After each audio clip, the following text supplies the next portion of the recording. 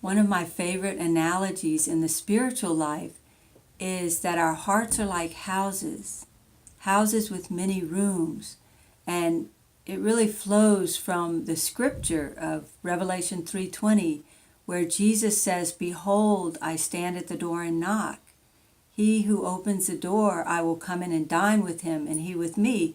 And Jesus is speaking of the door of our hearts, of our souls.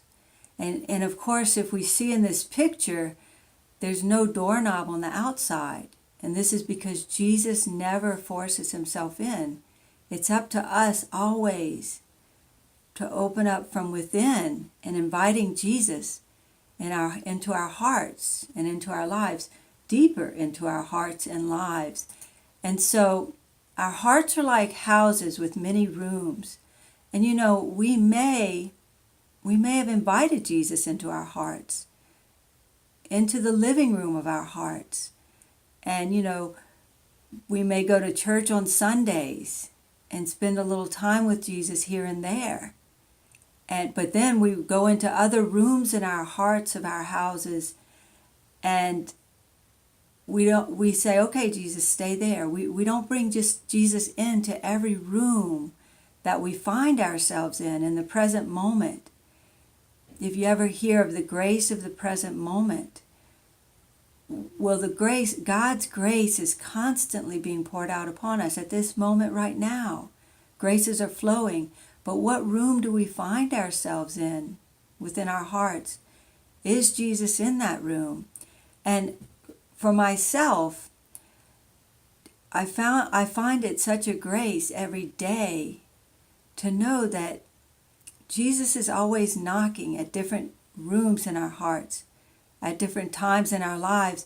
So the way that I recognize Jesus knocking is if I find myself feeling anxious about something, or fearful, or just not loved, and so insecure. And so I find Jesus knocking. I have to listen for his knock, and I open my heart to him. And this, for each one of us, we always have areas that we're feeling insecure, insecurities are stirring, or different things. And we can know for sure that Jesus is not in that room. We need to invite him in as he's knocking.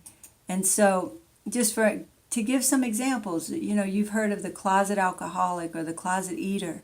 We may have times in our lives where we're kind of hiding things that we do, or kind of ashamed of them. You've heard of having skeletons in the closet.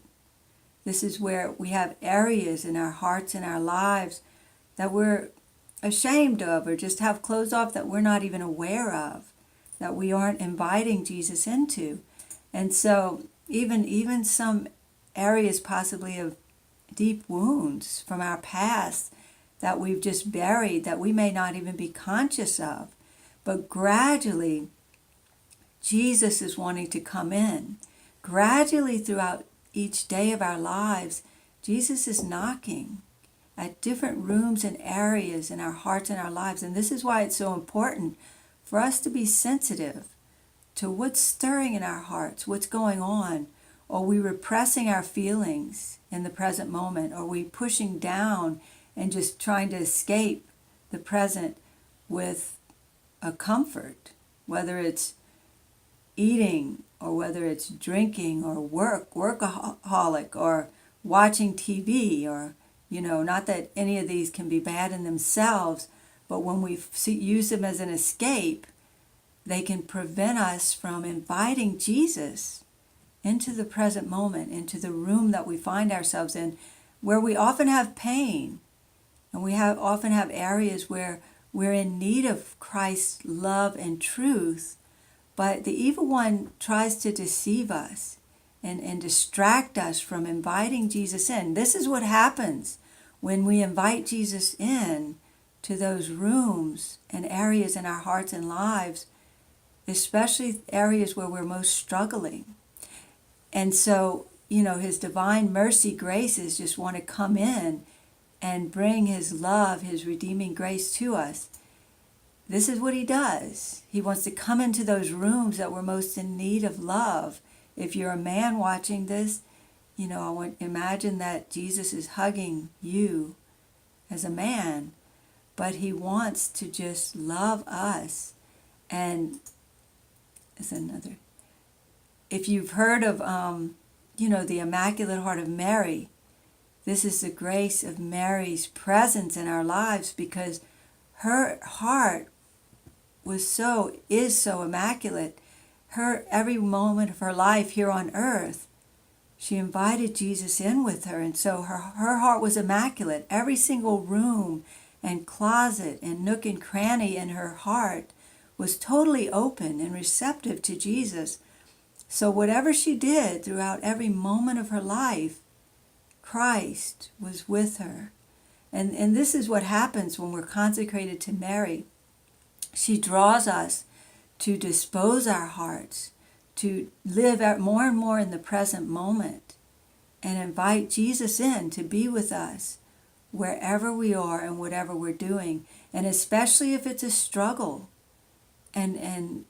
or a lot of pain, to invite him in and share openly. Be very real with him, even if it's disordered inclinations. That especially when it's that, Jesus is most drawn to our misery, to areas in our hearts and lives that we're most in need of him. So may we all have that grace to just open our hearts more and more to Jesus, to be with him more in the present moment, especially in and through the heart of Mary. God bless you.